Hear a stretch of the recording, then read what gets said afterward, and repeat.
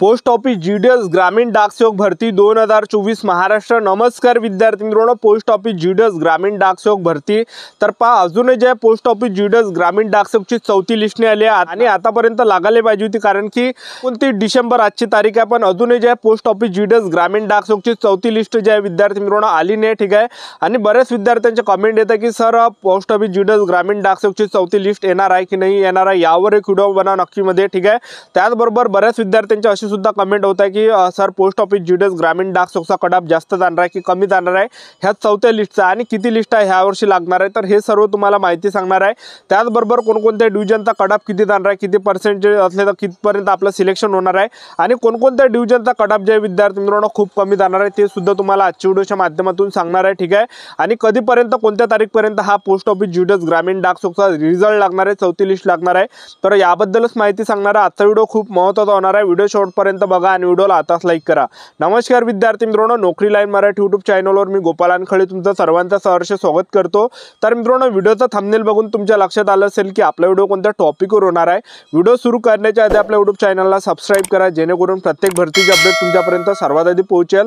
जास्त करून post office GDS ग्रामीण डाकसेवक भरतीच्या रिलेटेड जास्त व्हिडिओ आपल्या चॅनलवर अपलोड करत असतो। पहा पोस्ट ऑफिस जीडीएस ग्रामीण डाकसेवकचे जर आपण पाहिलं विद्यार्थी मित्रांनो, जेव्हा पहिली लिस्ट लागली होती एकदम हाय ते लागली होती, आणि दुसरी लिस्ट त्यापेक्षा खूप कमी गेली होती, आणि तिसरी लिस्ट जर तुम्ही पाहिली आता तर त्यामध्ये जे 80 वाल्या मुलांचं सुद्धा सिलेक्शन झालं, 80% ज्यांना आहे त्यांचं सुद्धा त्यामध्ये सिलेक्शन झालेलं आहे।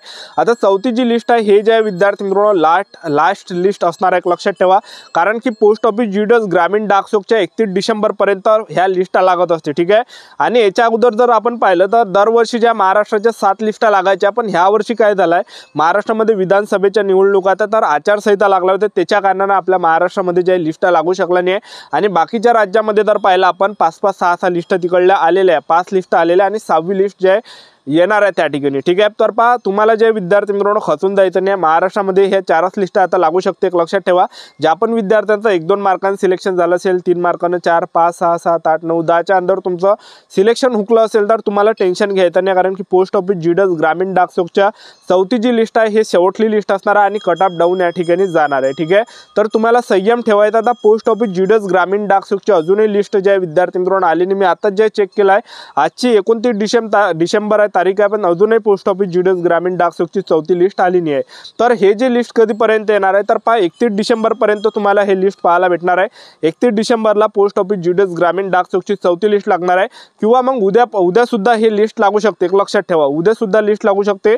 उद्या जर लिस्ट लागली नाही तर मग 31 डिसेंबरला तुम्हाला हे लिस्ट पाहायला भेटणार आहे, चौथी लिस्ट, तर तुम्हाला खचून जायचं नाही। ठीक आहे, तर पहा विद्यार्थी मित्रांनो, सर्वात कमी जो कट-ऑफ कोणकोणत्या डिव्हिजनचा जाणार आहे तर पहा चंद्रपूर डिव्हिजनचा कट-ऑफ कमी जाणार आहे।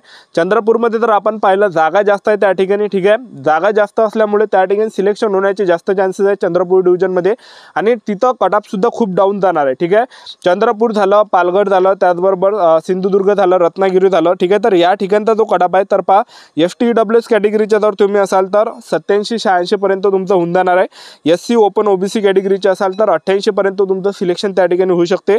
ओपन OBC असाल तर 89-90 पर्यंत सुद्धा जाऊ शकते। SC असाल तर जवळपास 88 पर्यंत होऊ शकते। ठीक आहे, तर एवढा या ठिकाणी कट-ऑफ जाऊ शकते। त्यानंतर पहा विद्यार्थी मित्रांनो, अहमदनगर डिव्हिजन आहे, Akola division, Amravati division, Chhatrapati Sambhaji Maharaj Nagar division, Baramati division, Beed division, Bhusawal division, Buldhana division, Dhule division, तर हे जे डिव्हिजन आहे तर ह्या ठिकाणी जो कट-ऑफ आहे ST आणि EWS कॅटेगरीचे असाल 87-88च्या दरम्यान असेल तर होऊन जाणार आहे तुमचं। त्यानंतर SC OBC कॅटेगरीचे असाल तर जवळपास 89-90 पर्यंत तुमचं सिलेक्शन तुम्हाला या ठिकाणी पाहायला भेटणार आहे।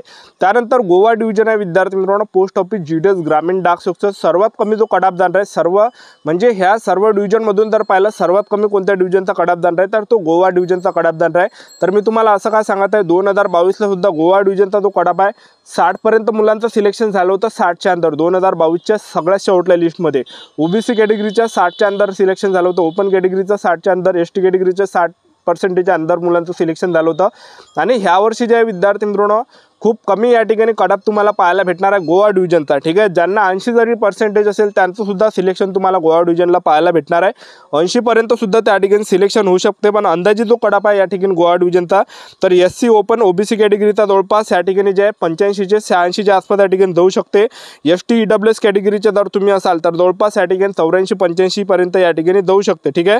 तर SC ओपन OBC कॅटेगरीचे असाल तर जवळपास 86-87 पर्यंत होऊ शकते गोवा डिव्हिजनला, ठीक आहे।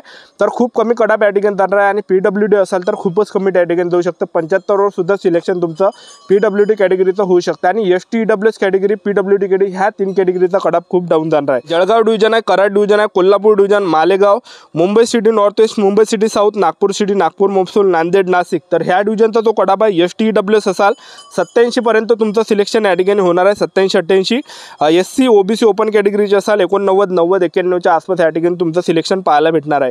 त्यानंतर नवी मुंबई डिव्हिजन आहे, उस्मानाबाद आहे, पंढरपूर डिव्हिजन आहे, परभणी डिव्हिजन आहे, पुणे सिटी ईस्ट आहे, पुणे सिटी वेस्ट आहे, पुणे मोफसूल आहे, रायगड आहे। तर हे जे डिव्हिजन आहे तर या ठिकाणी जो कटअप आहे ST EWS असाल तर 88-87 च्या आसपास या ठिकाणी होऊन जाणार आहे।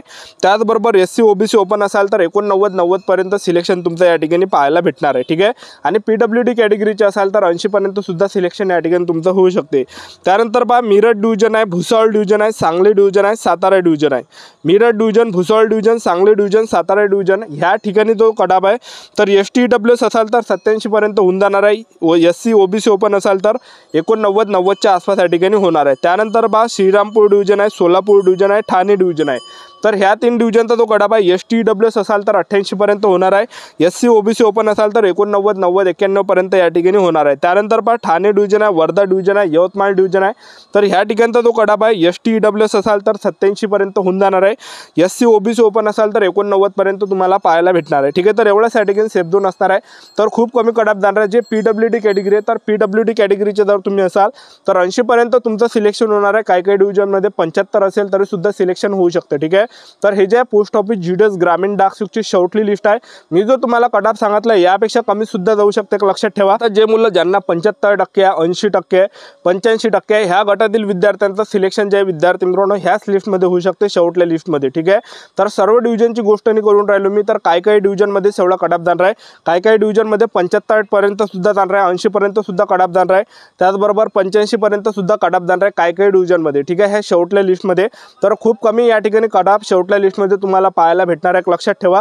तर तुम्हाला जे विद्यार्थी मित्रांनो संयम ठेवायचा आहे तर 31 डिसेंबर पर्यंत ही लिस्ट लागणार आहे, आणि महाराष्ट्रातील हजारो विद्यार्थ्यांचं जे ह्या लिस्टमध्ये या ठिकाणी सिलेक्शन होणार आहे, ठीक आहे। तर पहा पोस्ट ऑफिस GDS ग्रामीण डाकसेवकची जे लवकरच ही लिस्ट लागत आहे, तर तुम्हाला जे संयम ठेवायचा आहे। काही डिव्हिजनमध्ये खूप कमी या ठिकाणी कटअप जाणार आहे, ज्या ठिकाणी जे कमी अर्ज आले असेल, ठीक आहे, ज्या ठिकाणी काही असे डिव्हिजन असते की त्या ठिकाणी कमी अर्ज येते, तर ज्या ठिकाणी कमी अर्ज आले असेल तर त्या ठिकाणी जे विद्यार्थी मित्रांनो कटअप या ठिकाणी डाऊन जाण्याची शक्यता आहे। तुम्हाला संयम ठेवायचा, कटअप खूप कमी जाणार आहे सगळ्यात शेवटल्या लिस्टमध्ये। तर हे पोस्ट ऑफिस GDS ग्रामीण डाकसुखची 34 लिस्ट या ठिकाणी लागणार आहे। तर संयम ठेवायचा आहे तुम्हाला 31 डिसेंबर पर्यंत। तर मी तुम्हाला वेळोवेळी अपडेट या ठिकाणी देणार आहे आपल्या YouTube चॅनलच्या माध्यमातून। तर 31 डिसेंबरला ही लिस्ट तुम्हाला पाहायला भेटणार आहे। तर आपलं YouTube चॅनल सबस्क्राईब करून ठेवा, वेळोवेळी अपडेट तुम्हाला पोस्ट ऑफिस GDS ग्रामीण डाकसेवक भरतीबद्दल देत राहणार आहे। ही होती संपूर्ण महत्त्वाची माहिती आजच्या इथंच थांबतो, भेटूया नेक्स्ट व्हिडिओमध्ये। जय हिंद, जय भारत।